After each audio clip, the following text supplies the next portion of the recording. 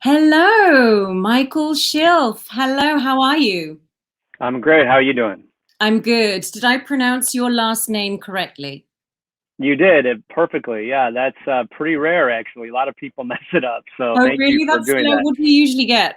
What do they say? Uh, People they flip the L in the I, so I hear a lot of schliff, but it's schilf just as you said. But in German, it actually means weed, which I love because not like marijuana, but like Oh, a weed. The plant that nobody wants in their yard. And what I like about that is it's not the most beautiful plant, but every time you try to kill it, it keeps on coming back. It keeps on coming back, and that's very much my life. So.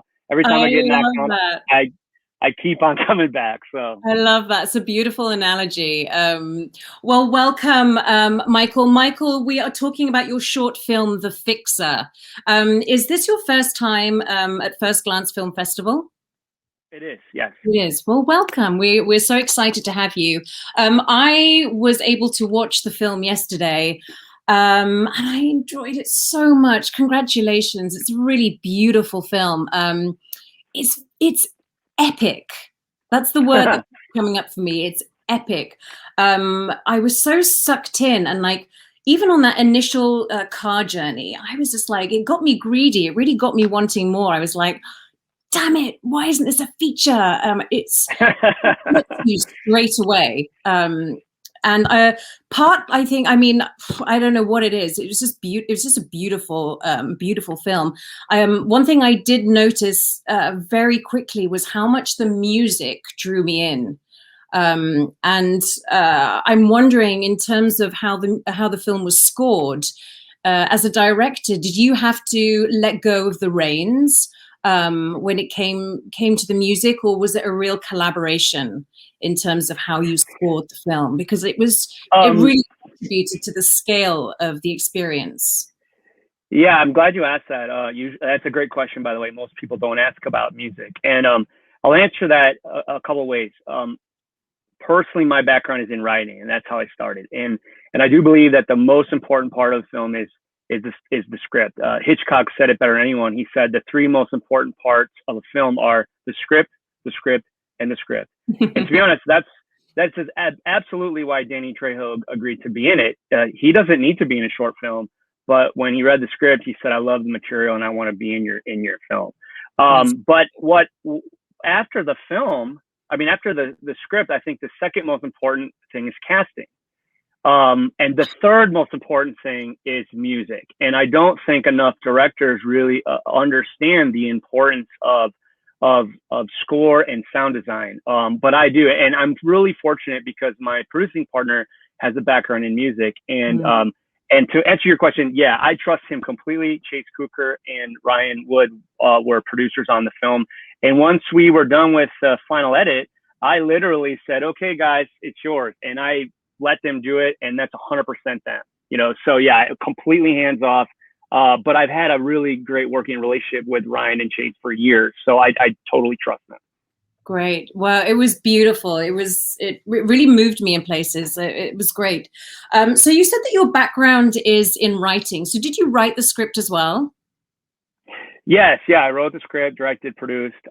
So yeah, even did the production design. So Oh yeah, wow, all hands on deck. Yeah. I didn't know that. That's so interesting. And so in terms of direction, was this your first go at directing, or had you had a previous run of it in something else? Yeah, first time director. So it was a pretty. I mean, I know that sometimes our own ambition is our greatest obstacle. And so I was a little bit nervous just because I knew the scope of what I was tackling was pretty big for a first Mhm. time director. I mean, we had five locations, a company move, we had two driving sequences, a drone shot, and a dog, and a celebrity, and that was a Yeah. lot. And we did the whole thing in 2 days, and we wrapped Wow. early. Yeah, 2 days, and we wrapped early both days, which was huge. But I think I'm very organized. There was a lot of the pre-pro was was meticulous. So I had I had things down to 15-minute increments, and we hit the marks every time. So Wow. I'm really lucky, I think, in the sense that as a first time director, you hear people have these horror stories, and I had none. Everything worked perfectly. Every every everything that was planned out happened within 5 minutes, of what I was expecting. So we were hitting all the marks. Everybody did their part. It was a really wonderful collaboration.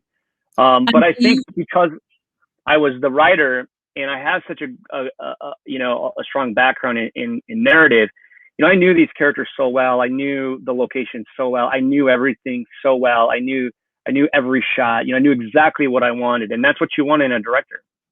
yeah, well, I was going to actually, my next question was about navigating that job, because for people that are watching who don't have a good picture of what the job entails, can you briefly speak about of your on your process? Because directing is more than just telling people where to stand and how to say their lines. It's it's a big undertaking. So, talk to me a little bit about your process.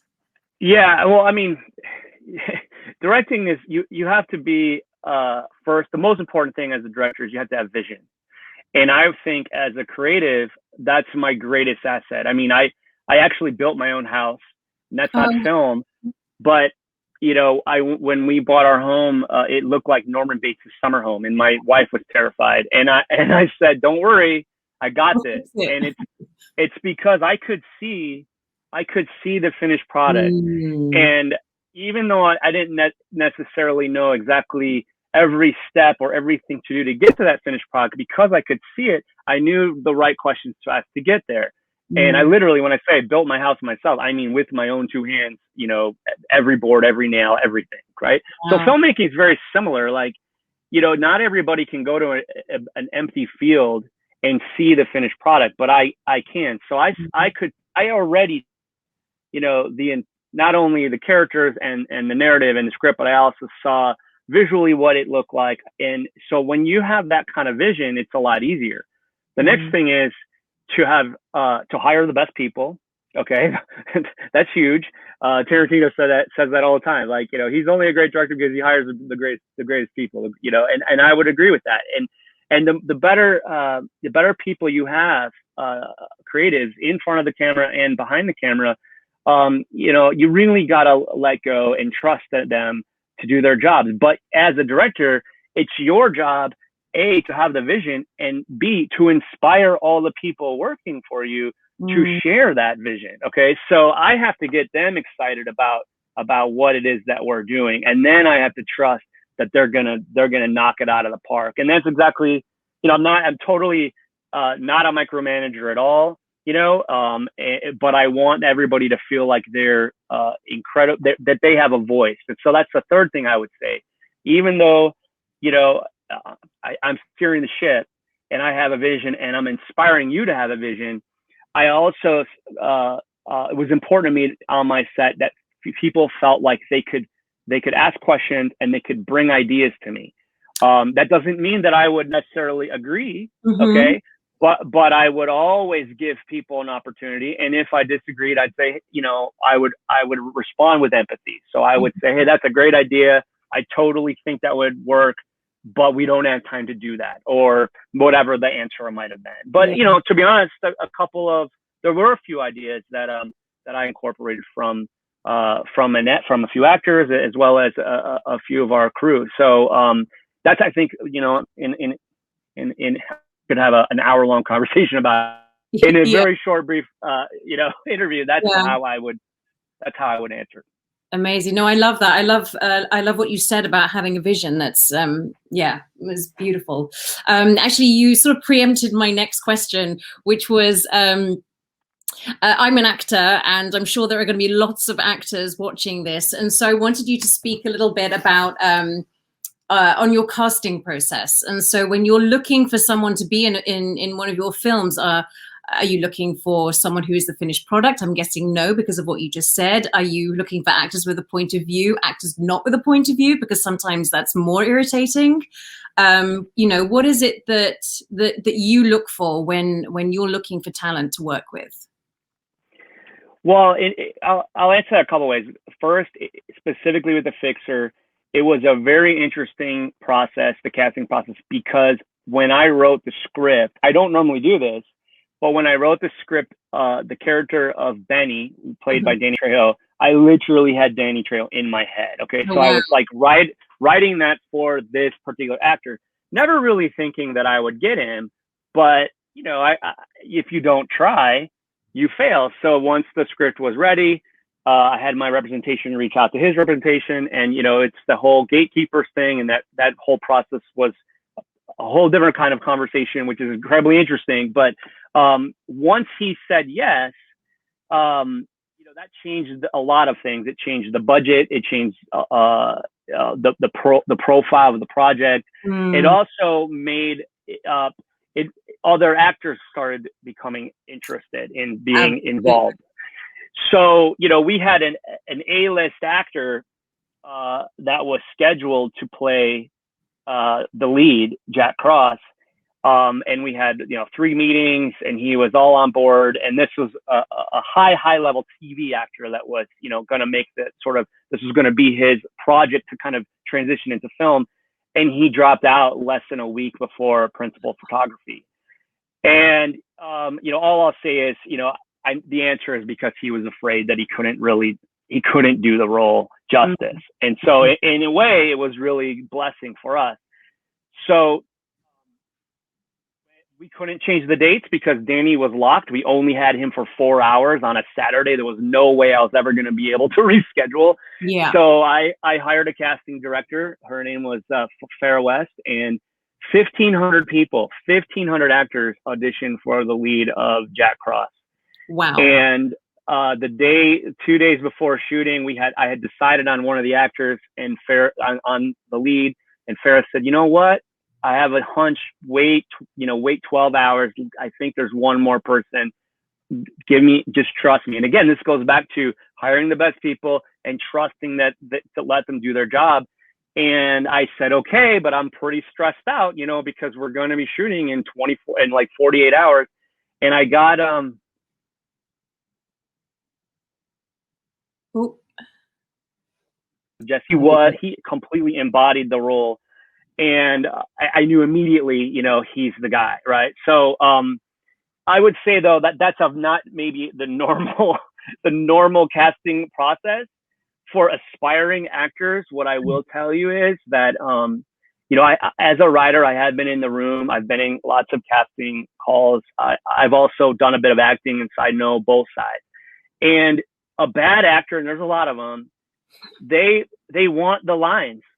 And that's a mistake, okay? Because the real acting, or the best acting, is when you're not speaking. It's all about, the reactions and the indirection. And what the bad actors don't realize is the camera is on when the other person is talking, and that's the money shot. That's where we're gonna. And if you watch The Fixer, the last minute of that film is just on Jack Cross, and he's not saying anything. Yeah. But it's really powerful acting, right? So Yeah. That's what I would tell you as an actor when you're going in for auditions. You have to give your A game when you're not speaking. That's the most important part. I love that. That's such good advice. Thank you for that. I also just was curious. This being your first time directing, you said you had produced, and obviously you've written. How are you able to bring those other roles into your role as director? Like, how did it inform your work as director? Were you able to, use those skills that you've acquired in the other fields to make your job easier as a director? Well, I think for about 10 years, I was a ghostwriter for directors. I also worked in advertising. I've written over 100 commercials. So I worked in short form, 15-second, 30-second spots. In European markets, sometimes it's like 60-second. It's a little bit more interesting. There's a little bit more narrative.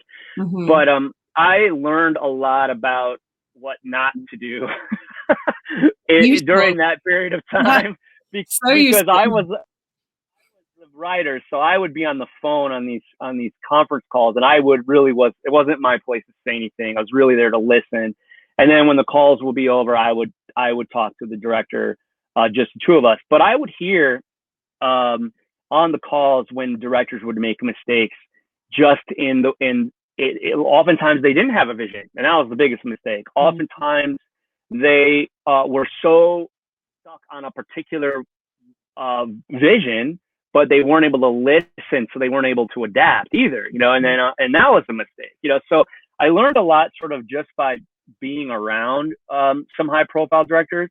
But I'd say the other thing is I think I just have really great natural instincts. Like I didn't go to school to be a director, but I'll tell you this: I've watched a million movies, and so I might not necessarily.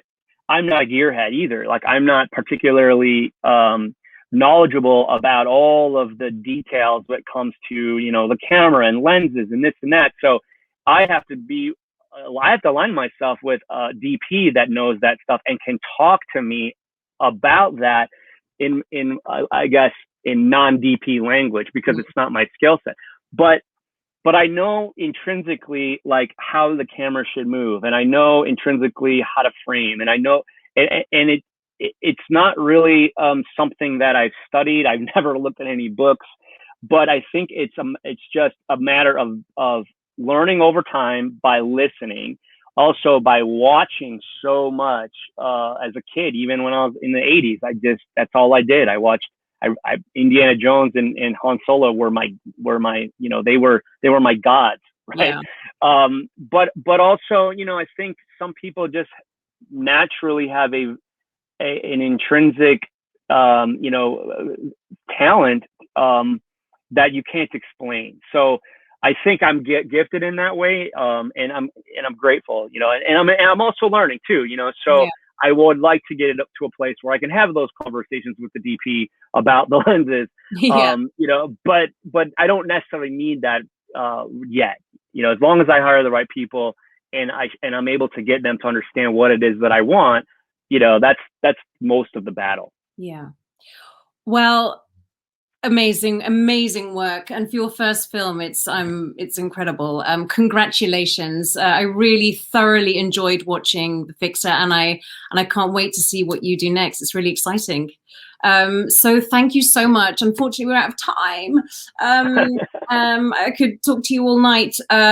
Thank you for taking the time to join us at First Glance. We're really grateful to have you, and I wish you so much luck with this project.